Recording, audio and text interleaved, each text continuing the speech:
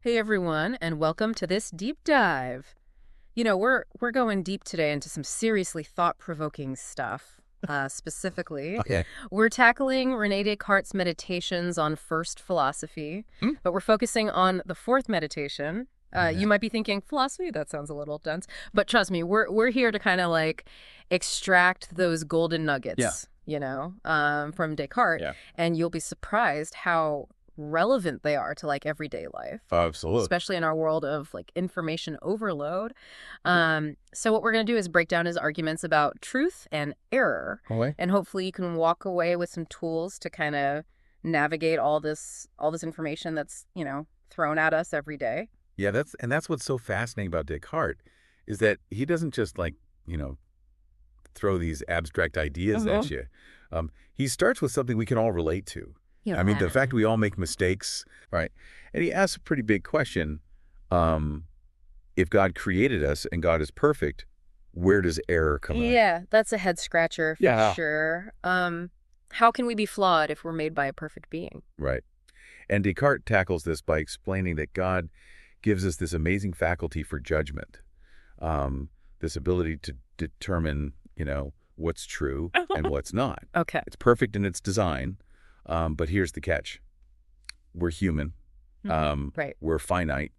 Right. We don't have infinite knowledge like God does. So our judgment is perfect, but our knowledge is limited. I see where this is going. Exactly. Yeah. Where our ability to judge isn't the problem.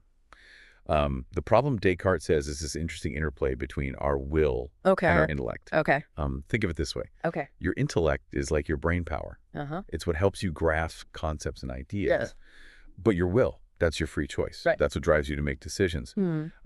Even if those decisions sometimes go against what you know is right. Okay, so like that time I bought those shoes I totally didn't need because they were on sale. Yes. My intellect knew I should save money, but my will was all about those cute shoes. Exactly. Is that what Descartes is talking about? You got it. That's a perfect example of your will overreaching your intellect. Okay. And according to Descartes, that's where error creeps in. Okay. It's not that our judgment is broken. It's that sometimes our desires and emotions lead us to make choices that our intellect knows aren't the best. So it's not about blaming our flawed judgment. It's about understanding how our will can sometimes lead us astray, especially when we let it overpower, what we know to be true. This is starting to make a lot of sense. That's the beauty of Descartes. He breaks down these complex philosophical ideas into something we can all relate to. Yeah. Now he goes on to dive deeper into the nature of will itself. Okay. He compares it to God's will, saying that we have similar freedom of choice, Uh-huh. but obviously our will isn't as powerful Right. or as vast as God's. So we have this amazing power of choice. We do. This freedom to make decisions. But the trick is learning to use that power wisely, right? Yes. Not letting our desires kind of pull us in the wrong direction. Exactly. And that's where things get really interesting because Descartes doesn't just leave us hanging with this problem. He actually gives us some strategies for avoiding error, Okay. for making sure our will and intellect work together harmoniously. Okay. This is what I'm talking about. Give us the good stuff, Descartes. Tell us how to avoid those willpower fails. He does. And his first piece of advice is all about cultivating what he calls clear and distinct perceptions. Ooh, that sounds intriguing. What does that even mean? Essentially, it means focusing your attention on things you understand with absolute certainty. Okay. It's about separating those clear, undeniable truths from the hazy, uncertain ideas floating around in your head. Right. Think of it like this. Hold that thought. We'll be right back after a quick break. Actually, there were no breaks in this episode. Mhm. We're going to keep diving right in. Oh, right. Okay, so you're saying think of it like what? Okay, so you're saying think of it like what? Give us an example of a clear and distinct perception. Well, think about the simple statement, I think, therefore I am. Yeah. It seems basic, but the more you think about it, the more undeniable it becomes. Right. Even if you doubt everything else, Uh-huh. the very act of doubting proves that you exist as a thinking being. Okay. Um, it's a truth that's so clear, so fundamental, that it becomes a solid foundation for building up other knowledge. Wow, yeah. I get that. It's not about having a strong opinion. It's about having this unshakable understanding that's rooted in something undeniable. Exactly. And this is where Descartes' idea of mental meditation comes in. Okay. It's about training your mind to recognize those clear, distinct perceptions, Right. to sift through all the noise and find those solid truths that you can build upon. So mental meditation isn't about emptying your mind or anything like that. It's more about actively engaging with your thoughts, really examining them, and honing your ability to tell truth from falsehood. It's like a mental workout for your judgment. Precisely. It's Hmm. about building that intellectual muscle. And what's really cool is that Descartes isn't just talking about avoiding error. Uh-huh. He's talking about actively pursuing truth. Okay. He wants you to be an independent maker, someone who doesn't just accept what they're told, Right. but someone who seeks out understanding for themselves. That's so important, especially these days. It's easy to just passively scroll through information, taking things at face value.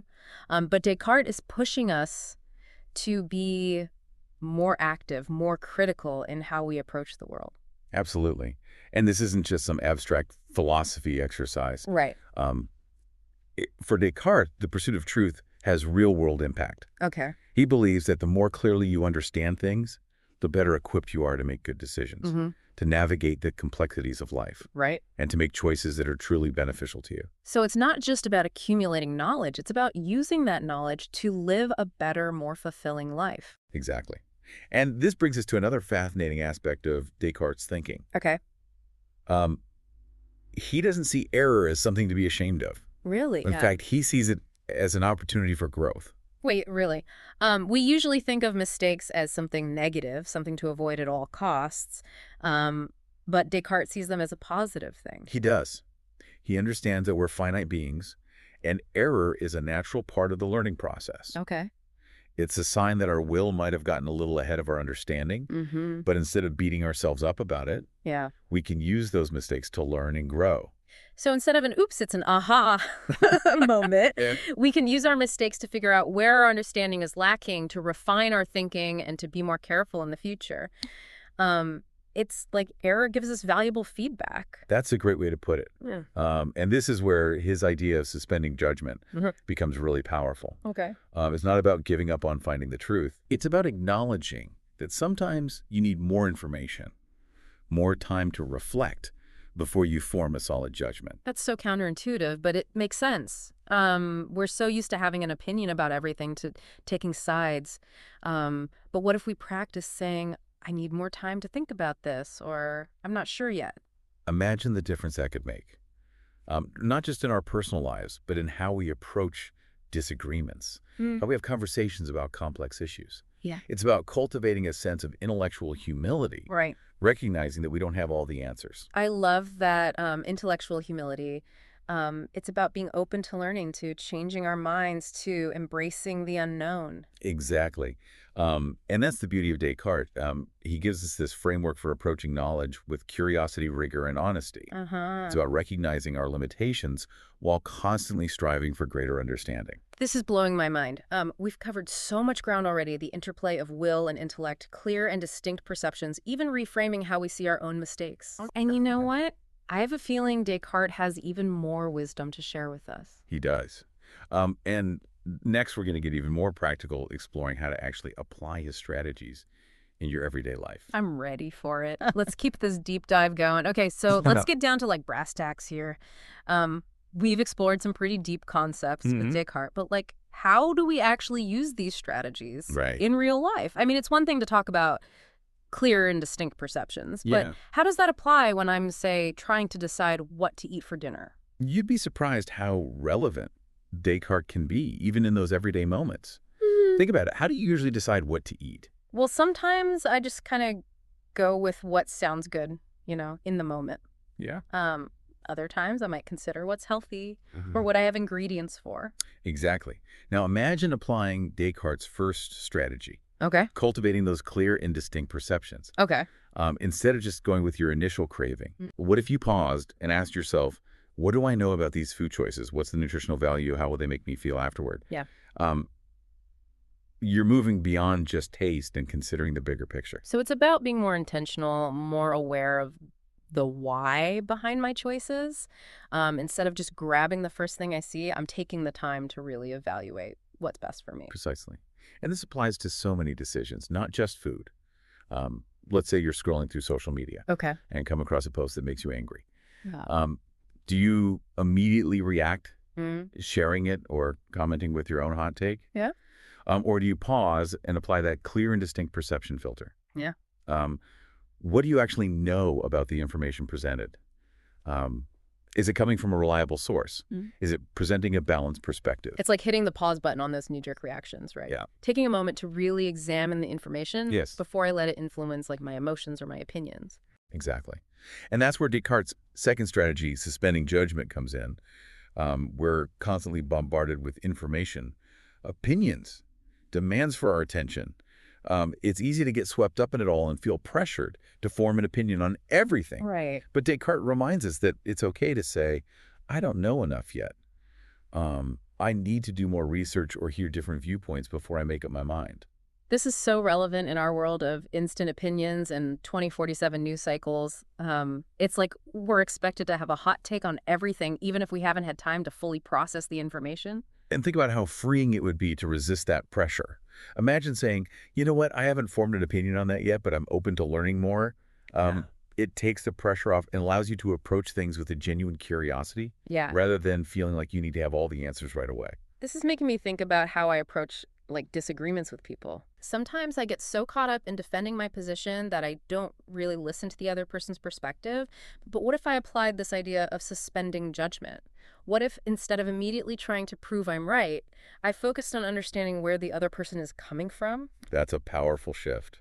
And it opens up the possibility for real dialogue, for finding common ground, even in the midst of differing opinions. Um, it's about recognizing that truth isn't always a black and white issue, that there are often multiple perspectives, Right. and that we can learn from each other even when we disagree. This whole conversation has been like a real eye-opener for me. I'm starting to see how these seemingly abstract philosophical ideas from Descartes can actually have a profound impact on my everyday life. It's about being more mindful, more intentional, and more open to like learning and growing. And remember, it's a journey. No one's perfect at this. Even Descartes acknowledged that we're all prone to error. Hmm. The key is to be aware of those tendencies to catch yourself when your will is getting ahead of your intellect, and to keep striving for that clarity and integrity in your thinking. So it's not about being perfect. It's about being aware Yeah, and making a conscious effort to think more clearly and make better choices. exactly. And the more you practice these strategies, the more natural they will become. This has been such a fascinating deep dive into Descartes' world. We've learned about the interplay of will and intellect, Hmm. the importance of clear and distinct perceptions, and the power of suspending judgment. Yeah. Um, but most importantly, we've seen how these ideas can help us navigate the complexities of our modern world, making more informed decisions and becoming more discerning, thoughtful individuals. It all comes down to this. Descartes believed that by using our minds effectively, by seeking truth and avoiding error, we can live better, more fulfilling lives. Right. And isn't that something worth striving for? Absolutely. So thank you for Yeah. joining us on this deep dive. We hope you've walked away with some valuable insights and a renewed sense of curiosity about the world and your place in it. Until next time, keep those minds sharp and those judgments clear.